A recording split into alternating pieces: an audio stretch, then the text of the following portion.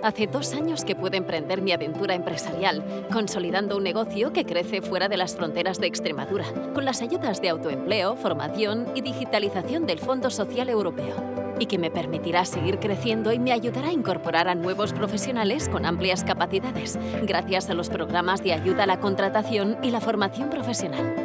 El apoyo a la creación de empleo en la región ofrece multitud de programas de formación especializada y reciclaje profesional, así como iniciativas para el asesoramiento en el proceso de inserción laboral. Gracias a la ayuda del Fondo Social Europeo, se realizan numerosos programas de integración social que promueven la incorporación al mercado laboral y mejoran los procesos de formación de personas en situación de vulnerabilidad. También facilita la igualdad de oportunidades entre mujeres y hombres, creando una sociedad equitativa mediante políticas de conciliación de la vida laboral, familiar y personal. Extremadura con Europa. Un impulso. Una persona.